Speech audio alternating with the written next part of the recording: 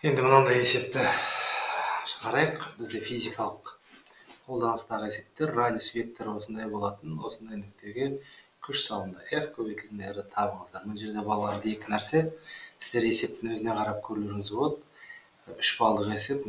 Одан кейін F көбейтілген R вектордың векторлық көбейтіндісі болады, одан кейін вектордың скаларлық көбейтіндісі болады. Мына жерде көрдіңіздер, бізде F көбейтілген R-дің бірінші тауып аламыз да, одан кейін соның ұзындығын есепте деп тұр да. Значит, мына жерде екеуі де вектор. Екі вектордың векторлық көбейтіндісін табуымыз керек болады. Сондықтан F көбейтілген R ол деген вектордың векторлық көбейтіндісін енді білеміз. IJK деп жазамыз ең бірінші, одан F-тікін жазамыз. F-тің координаталары міне I-тікі 1, J-тікі 0, яғни 1, 0, 2. I1, J жоқ, K2. R-дікі 1, 2, I-1. 1, 2, I-1.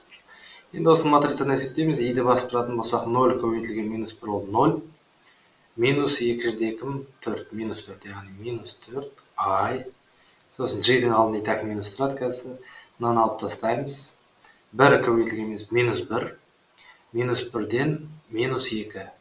Яғни минус 3, мынамен плюс J. И K-ны басып тұрсақ 1 жерде 2. Алынғаннан просто 2. Плюс 2K.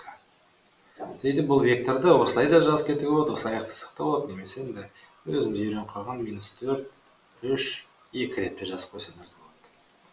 Міне бірінші мына 3 балдық. Енді осының шыққан вектордың, модуль дегеннен шыққан вектордың ұзындығы ғой, бұсы.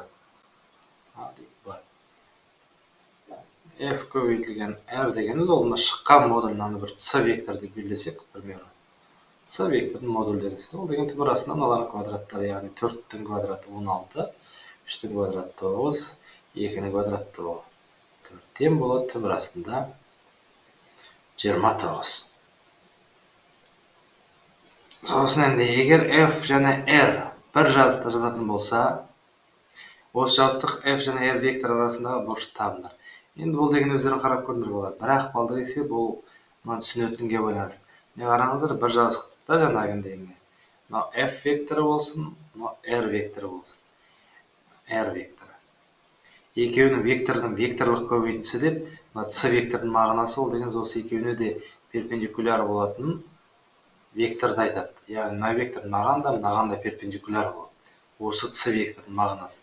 Яғни кейіннен егер басқа есептен C векторының ұзындығы одан кейін мына екеуінен шыққан параллелограммның ауданына тең дегенде ереже бар, бірақ бізде ауданға байланысты емес. Бізде просто F және R бір жазықта жатса, мына F пен R осы жазықпен FR деген жаңа шыққан C вектор деп біледі. Арасындағы бұрыш әрине жауабы 90 градус немесе пи бөлінген 2. Бір балдық деген сол сендердің білесіңдер ме, білмейсіңдер ме, соны тексеруі. Рахмет назарларыңызға.